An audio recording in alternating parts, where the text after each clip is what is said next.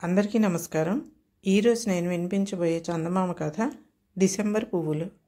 Russia జానపద కథ. నేను సునీత. వెల్కమ్ టు తెలుగు కథాలోకం 2. పూర్వకాలమందు రష్యా దేశంలో ఒక పల్లెటూరిలో ఒక శ్రీమంతుడు ఉండేవాడు. అతనికి సోనియా అనే కూతురుంది. సోనియా తల్లి చనిపోవటంతో తండ్రి మళ్ళీ పెళ్లి చేసుకున్నాడు.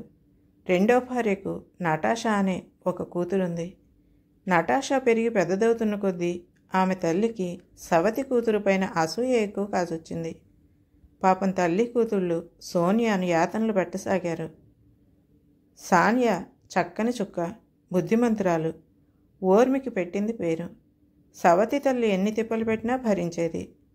తన మీద పడిన ఇంటడి చాకిరి సంతోషంగా చేసేది. ఇదంతా తండ్రికి తెలుసు. అయినా వారిని ఏమీ అనలేకపోయేవాడు. ఏదో వంకపెట్టి తల్లి కూతుళ్ళు సోనియాను వెళ్ళగొట్టాలని నిశ్చయించారు. ఏదైనా అసాధ్యమైన కార్యం ఒకటి అప్పచెప్పి తిరిగి ఇంటి మొహం చూడకుండా ఏ అడవులలోనో పడి తిరుగులాడుతూ ఉండేలా చేద్దామనుకున్నారు. అది డిసెంబర్ నెల, గడ్డు శీతాకాలం. రష్యా దేశంలో శీతాకాలం అంటే మన దేశంలో లాగా కాదు. భూమి అంతా మంచుతో కప్పబడి ఉంటుంది. మొక్క అనేది మొలవనే మొలవదు.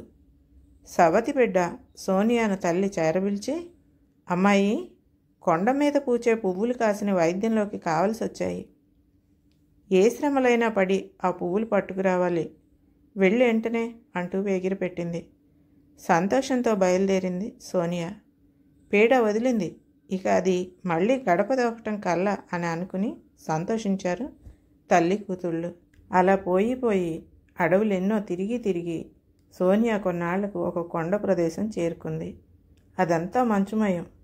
దారి తెన్ను తెలియటం లేదు. అయితే అల్లంత ఎత్తున మినుకుమంటూ ఒక చిన్న వెలుగు అప్పుడప్పుడు కనిపిస్తూ వచ్చింది.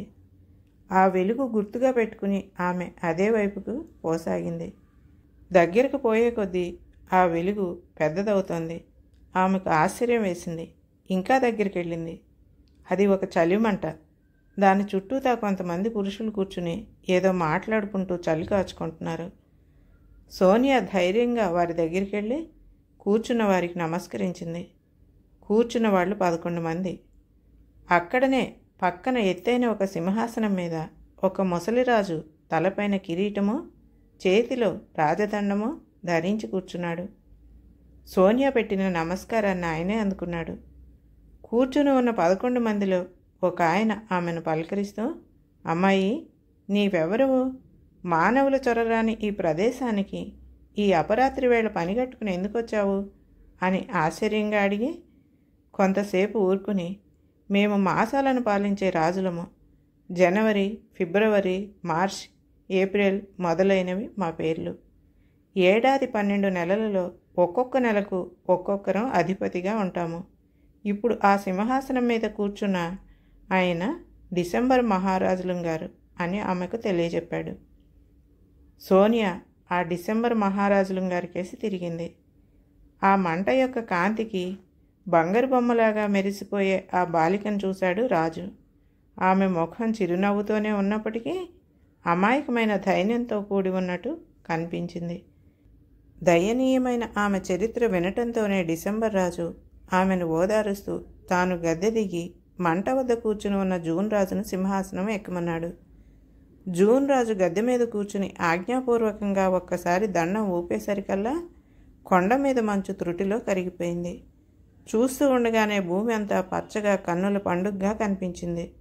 మొక్కలు మొలిచాయి, చేలు పండినాయి, పూల మొక్కలు పుష్పించాయి, చెట్లు కాయలతో నిండిపోయాయి. రాజు అనుమతిపైన సోనియా అపరిమితమైన సంతోషంతో ఒడి నిండా కావలసినన్ని పువ్వులు కోసుకుంది. పువ్వులు సృష్టించిన మహారాజు అవి ఇవ్వటమే కాక ఇంటికి వెళ్లే వరకు అవి వాడిపోకుండా ఉండేలాగా కూడా ఒక వరం ఇచ్చాడు. సోనియా కోరిక నెరవేర్చడంతోనే జూన్ రాజు గద్దె దిగి మళ్ళీ చలిమంట వద్దకు పోయాడు. అప్పుడు డిసెంబర్ మహారాజులం గారు యథాప్రకారం గద్దెనెక్కాడు. జూన్ రాజు దిగటంతోనే మొక్కమూడు మాయమైనాయి. డిసెంబర్ రాజు ఎక్కటంతో మళ్ళీ కొండలన్నీ మంచుతో ఘనీభవించాయి. 12 రాజులకు సోనియా కృతజ్ఞతలు తెలిపి సెలవు తీసుకుని వెళ్ళి ఇల్లు చేరుకుంది. సోనియా కంటపడేసరికల్లా తల్లి కూతుళ్లకు అమిత ఆశ్చర్యం కలిగింది. ఆమె తిరిగి వస్తుందని వాళ్ళు కలలో కూడా తలచలేదు. పైగా ఆ కాలంలో పువ్వులు పుట్టించుకుని వచ్చి కేవలం ఒక అసాధ్య కార్యాన్ని సాధించుకు వచ్చిన ఆమె ప్రజ్ఞకు మరీ ఆశ్చర్యం పొందారు. అంతేకాదు ఆమె పైన అసూయ చెందారు కూడా. ఈ పువ్వులు ఎక్కడ పుట్టించుకొచ్చావో చెప్పు అని వాళ్ళు గద్దించారు. జరిగిందంతా పోసగుచ్చినట్లు చెప్పింది సోనియా. అపురూపమైన ఈ పువ్వులను తీసుకొద్దామని నటాషా కూడా బయలుదేరింది. శ్రమపడి కొండ ప్రదేశం చేరుకుంది. ఈమెకు కూడా కొండ మీద వెలుగు, మంట చుట్టూ కూర్చుని ఉన్న రాజులు కనిపించారు. అందులో ఒక రాజు ఆమెను పలకరించాడు. అందుకు ఆమె కోపంగా, పోవయ్యా పెద్ద మనిషి, నా గొడవ నీకెందుకు అనేసి తన దారిని తాను పోబోయింది. 4 అడుగులు వేసిందో లేదో రాజు దండం తిప్పేసరికి దబదబ మంచు పిల్లల మీద పడి ఆనవల్ లేకుండా ఆమె కప్పడిపోయింది. కూతురు కోసం ఆతరంతో ఎదురు చూసింది తల్లి. ఎన్నాళ్లకు రాకపోవటంతో తనే బయలుదేరింది. ఆమె కూడా శ్రమపడి కొండ చేరుకుంది. రాజులు వేసిన కుశల ప్రశ్నకు ఆమె కూడా వికటంగానే జవాబు చెప్పేసరికి కూతురికి పట్టిన గతే తల్లికి పట్టింది. తల్లి కూతుళ్ళు తిరిగి రాకపోవటంతో సోనియాకు కలవరం పుట్టింది. ఆమె మళ్లీ మంచుకొండల వద్దకు పోగా ఆ రాజుల వల్ల జరిగిన సంగతి అంతా తెలిసింది. సోనియా తన మాట మంచితనంతో వారి మనసులు కరిగించి సవతి తల్లిని నటాషాను బ్రతికించుకుంది. జూన్ మాసంలో పూయవలసిన పువ్వులను ప్రత్యేకించి సోనియా కోసం డిసెంబర్ నెలలోనే సృష్టించి ఇచ్చిన జూన్ మహారాజు ఆజ్ఞ ప్రకారం ఆ పువ్వులకు డిసెంబర్ పువ్వులనే పేరు శాశ్వతంగా నిలిచిపోయింది. కథ సమాప్తం. ఈ కథ కనుక నచ్చితే లైక్ చేయండి, షేర్ చేయండి మరియు సబ్స్క్రైబ్ కూడా చేయండి.